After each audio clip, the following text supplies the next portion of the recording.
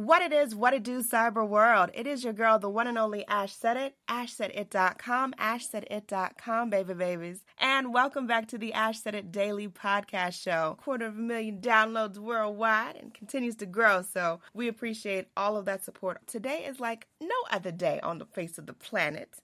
I have got, you guys have seen this young man on Black Enterprise, Madame Noir, Atlanta Black Star, the extraordinarily talented and inspirational Brian J. Gerrard. Brian. Hey, Ash. How are you? I'm doing great. How are you doing today? I'm doing well out here in sunny California. Enjoying myself. Yes. No complaints. Life is good. Definitely. All right, Brian. So let everyone know, where do you rep? You're in Cali right now, but where are you from? Where do you represent? I was actually born in New York, raised in New Jersey, but also have lived in Virginia. For periods of time, lived in New York City for about 6 years. Been out here in California for almost a year now. All right. Well, let our audience know, Brian, what is BAE? About 3 years ago, myself, my brother, and another good friend of ours sat down and realized that there was both a problem and an opportunity. Problem was that everybody had a dating app but us black folks, right? There was a dating app for people who love burritos, pot smokers, Tinder, Bumble, every mass market dating app you could imagine. Yeah. No one was solving the dating app problem and the dating opportunity in the right way from the black community. Right. And so we said, well, if somebody's going to fix this, why not us? And so fast forward, we created BAE, which was a black dating app for millennials. Exploded and grew to over 500,000 users in just a short period of time, less than a year. And it grew so quickly that a company called Tag reached out to us, which was solving for a similar problem, and had the opportunity to acquire our team, and we came on board from there to kind of continue the mission, but on a larger scale. Absolutely. And I tip my hat to you for being a millennial that is entrepreneurial minded. You were 25 years old? Yeah. I was 25, and the background of that was I had a good corporate job, but maybe some of your listeners can relate. Not always the most fulfilling jobs. Yeah. You're kind of, particularly large companies, you're kind of a cog in somebody else's wheel. Mm-hmm. And I wanted to be the master of my own destiny. So sometimes to do that, you have to be willing to take a big leap of faith and believe in yourself. When you guys were in the building stages of BAE, what was one of the biggest obstacles that was in your way? One of the biggest obstacles was that really the challenge is taking an idea and turning it into something tangible, real, and big. And that takes a really big imagination to do that. One of the biggest challenges, as you might imagine, with building an app is the technology, right? We're still very early in the mobile app world. I think back just 10 years ago, right? Yeah. Even less. I don't even know if I had a smartphone, right? I think BlackBerry was my first smartphone, and that might not have been until 2009 or 10. Yeah. So we're at the earliest stages, even still, of technology development, and so you're going to have some hurdles. Anything worth doing will have a struggle. Yeah. And so the best part about the best way to get evidence that the idea you're working on is going well is the failure. The little failures that happen in between. Failure is a part of progress. In fact, it is progress. So each little failure got us closer and closer to the success that we had. Jumping back to maybe your childhood, adolescence years, did you ever imagine that this was going to be your life today? Oh, I had no idea at all. Frankly, you could ask me that question all the way up until age 25, and I had no entrepreneurial aspirations. My childhood, though, I think in many ways still prepared me for this as best as it could. Mm-hmm. Interesting fact about me was grew up in New Jersey, and I was the number one fencer in the state of New Jersey for multiple years in a row, won state championships. And I think that really gave me a lot of confidence in what I could do as a team, because it's a team sport in some respect, but fencing is also one-on-one, and you're adding points towards your team. Getting both sides of that skill set, I think, has been really helpful. As well as just, frankly, my parents are tremendous examples of people who go for goals that they have in life and achieve them and really keep their character intact throughout that process. With Sirius XM, Black Love Conference, Google, the list goes on and on and on. Was it a transition for you to become the spokesperson for BAE? Yeah. I think that there's so many different time periods where I've had to be the brand advocate, Right. kind of behind the scenes, right? So that skill set starts with convincing buddies to drop out of college and quit their jobs and to work on the app. Right, I'm advocating for it then. Taking 100 meetings with investors, raise venture capital, pitching the brand then. And so writing a business plan out, right, and understanding the brand and the opportunity there. That created such a habit for me that I wouldn't say that taking kind of on the main stage, right, and as you mentioned, talking at the UN or going on television. I did a television show with Nat Geo, for example, where I talked about BAE. It came natural because I built up such a strong habit talking about the things that I believed in that it really became an instinct of passion. I best describe it as that. What has been your proudest moment to date? So I think the proudest moment to date has been a tough question. I think achieving some level of success with BAE, was really powerful. I actually would say that the proudest moment for me would have been day one. There was a day where I took my stuff from my job, put it in a box at 12 p.m., right before lunch, or 12 noon, right before lunch. And I remember walking out, and I said, I can either, this one we got in an office in Midtown, Manhattan for BAE for the summer. The same day that I left my other job, I got on the train 20 minutes uptown and went to work. And I worked 7 days a week, about 80 to 100 hours a week for the next 3 years, not taking any days off, not even taking 5 minutes off between ending one job and pursuing this journey.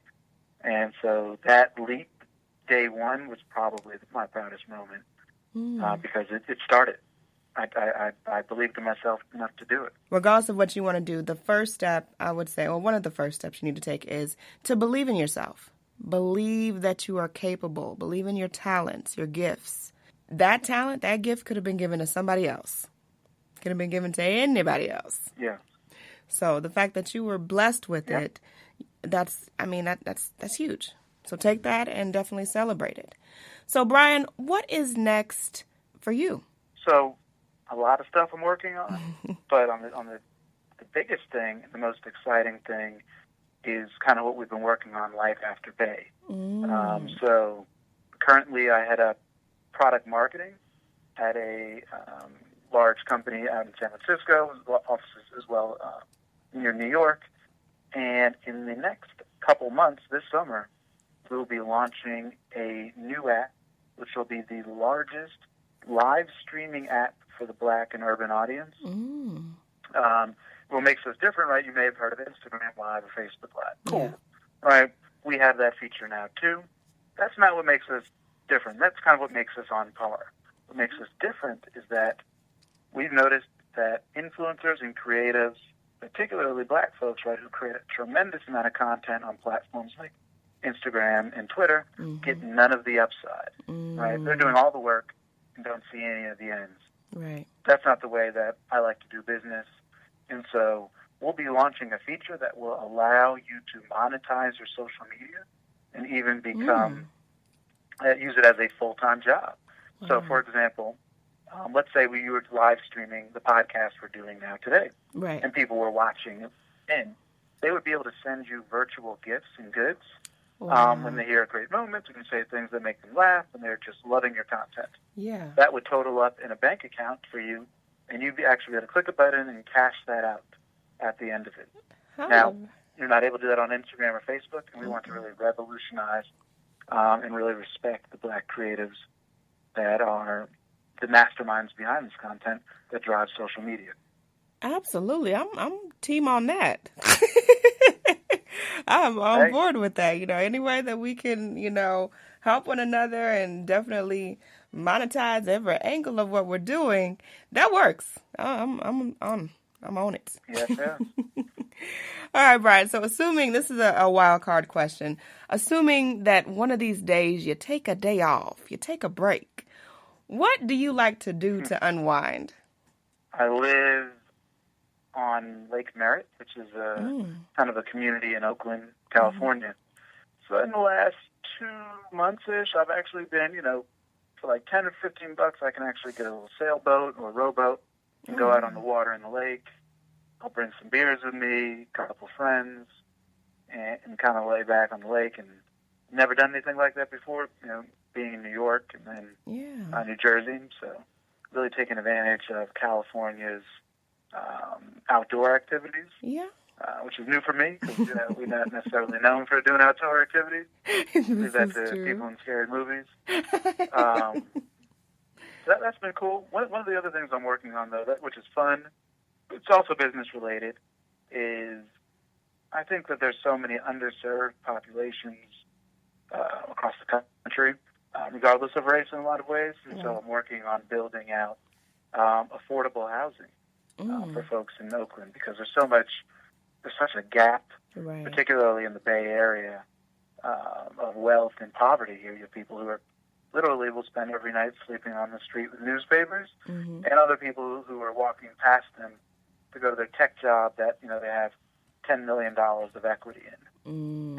And so I think that no one should have to sleep on the street when there's that big of a divide of wealth. I think there's got to be something in between, and so working on that with a bunch of good friends, and more to come on that. Okay. All right. So was it a smooth transition for you from East Coast to West Coast? Yeah, the transition has been extremely smooth. I thought that, okay, I'll come out here, do what I got to do, and get back. But I've really begun to plant roots here. Good. I think one of the most powerful things behind that has been the corporate environment here, right? So now I'm somewhat back in the corporate environment, but it doesn't feel like it at all, at least how I felt on the East Coast. Yeah. Very entrepreneurial. And the parent company that I work for, it's called the Meet Group, and TAG's kind of the platform that I run. Right.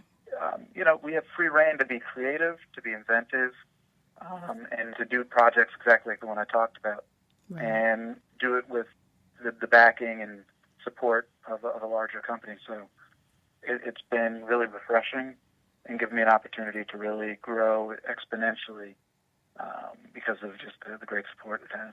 Cool beans. Now, last but certainly not least, Brian, what advice would you offer to any millennials today that are looking forward to maybe doing something brand new? The first step to doing something new, and a lot of times that's people who want to start their own business, move, try a new job out, whatever it may be. First step is to embarrass yourself. And by that I mean let everybody know who matters to you about what you're going to do. There's this power behind, well, number one, motivation is ultimately intrinsic. Right. But some of the best ways to kind of kick that off is to put yourself out there. So tell your 5 friends, I'm going to start a business for a hair care line. Tell each of them the date you're going to start it, when it's going to happen. Tell your cousin, your mom, your dad, your best friend. There's actually a company that will send an email to your boss basically saying, I quit on your behalf, and you can set the timer. You could say in 6 months, send this email no matter what. Put some pressure on yourself, right? And another way to do that is put your money where your mouth is. Don't just, after you do that, and you've told everybody about it, transfer that money from the savings to the checking and cut the check, right? If it's $500, $5,000, $50, what have you, buy the website you're going to use. Buy the laptop you need to have. Rent the office space that you need to get. Get the lease on the. If it's a brick and mortar store, put the money down for your lease. Just do it. We have to transition much more quickly out of the talking about it into the doing it phase. And so, making it public and putting your substantial amount of money behind it are the best ways to get going. Brian J. Gerrard, we appreciate you. Love you so very much. Keep doing these great, great works. You make us very proud. And you're absolutely welcome back on the program anytime to share, what new things that you guys are working on, because I know that it's always going to be a transition. There's always going to be something new that you're going to have to share with us. So we appreciate you so very much. If people need to get in contact with you, Brian, what's the best way for them to reach you? Would love to chat with people. The best way to get in contact with me is on Twitter. So my handle on Twitter is my name. It's Brian J. Gerrard, all one word, no spaces. BRIAN J and then Gerrard. And so if you just follow me on there, tweet at me. We can chat on Twitter. take it to DM. Happy to answer any and all questions. I always respond to 100% of people who reach out, so I look forward to hearing from everybody. And Ash, I appreciate you contacting me, letting me join you on the show. Look forward to keeping you updated as well. Absolutely. And I thank each and every one of my supporters. Thank you guys for downloading the show, for sharing it, for liking it, for commenting, everything. Always keep in mind, anyone to tell you that you can't do what you want to do, you look them square in the face and tell them, don't believe me, just watch. Watch what I do. Watch me make it happen. Watch me make history. Because that's what we're doing this for. We're doing this for the history books. Social media is nice, it's cool, it's fun, but real life is so much better. I'll talk to you guys later.